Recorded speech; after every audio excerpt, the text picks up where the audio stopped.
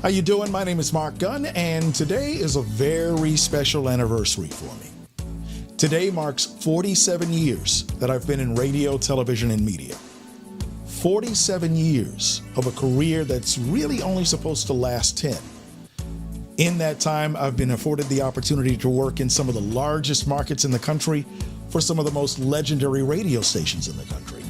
But we have to go to where it all started. My alma mater, Baker High School in Columbus, Georgia. And if it weren't for the encouragement of Nina Ware, who I always credit for the start of my career, I don't think I would be here now. It was her encouragement for me to join the WBHS radio station and be a part of the mass communications course that got me to this point.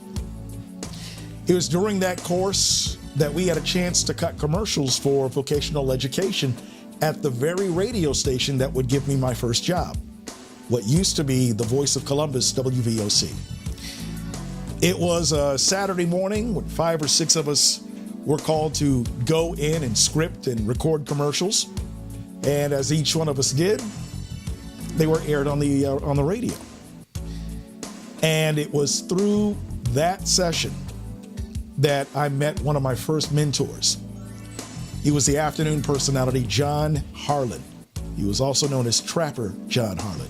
If you're in Columbus, some of you may remember him from the old rock station, WWRH.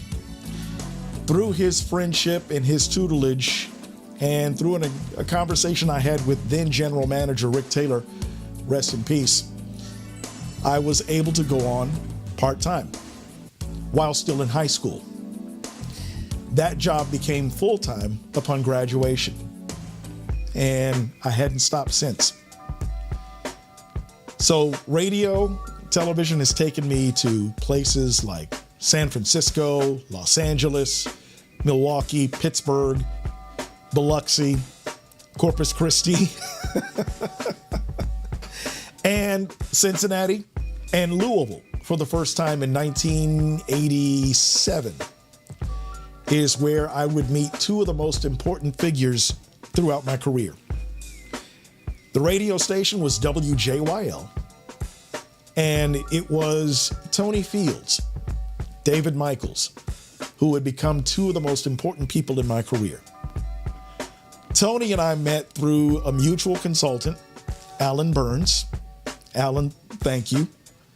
And the rest, as they say, is history. So from Louisville, Tony, David, and I traveled to Cincinnati. We traveled to San Francisco, Los Angeles. We even spent a little time together in Milwaukee before we went our separate ways. I ended up in Pittsburgh to work mornings for the legendary WAMO. And it was while in Pittsburgh that Tony and I would cross paths again.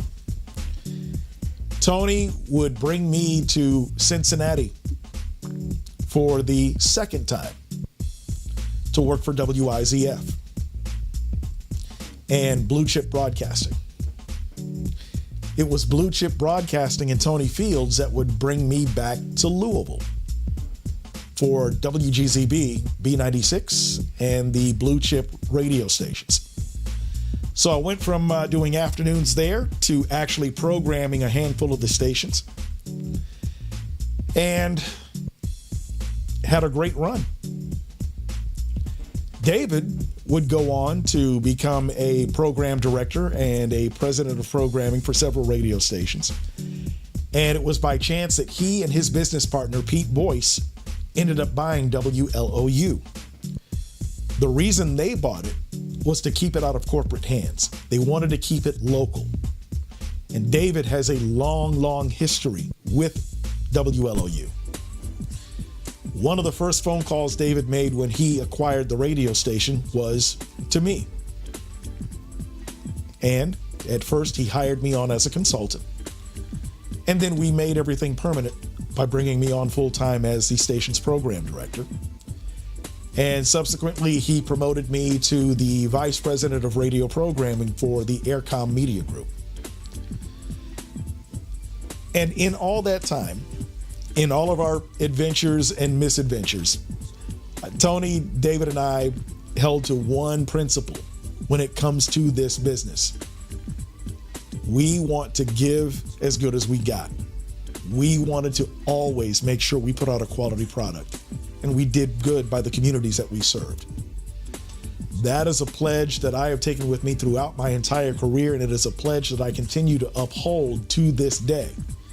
So that when you listen to WLOU and you listen to some of the things that we're doing, like Standing in the Gap, where we pay honor and homage to some of the unsung heroes in our community, or we tackle racial issues with More Alike Than Different with our partners at Shirley's Way, our Get Out the Vote initiative that started right after the election, and everything that we're doing in the community. That is part of the commitment that Tony, David, and I made, not only to our communities, but to ourselves as well.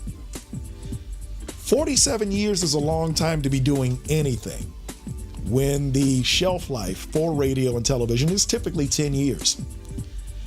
I don't have the type of career that I've had without you. In every city I've ever been to, there have been people that listened and people that have adopted me as their own.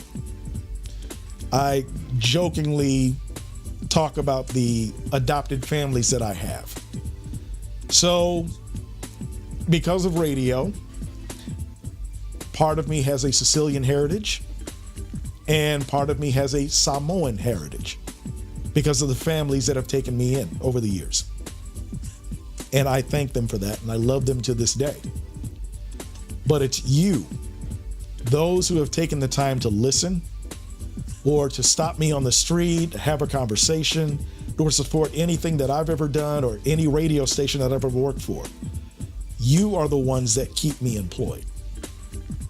And I don't plan on going anywhere anytime soon. It's year 47. But I think I want to plan something huge for 50 years. So I just wanted to say thank you. I know that I stand on the shoulders of quite a few giants, quite a few contemporaries who are actually heroes of mine. And I've made a promise to myself not to let them down. And hopefully I haven't let you down when it comes to what we try to do on the air. So here's to 47 years, and here's to a hell of a lot more. Because without you, I don't have this career. Thank you, and keep listening.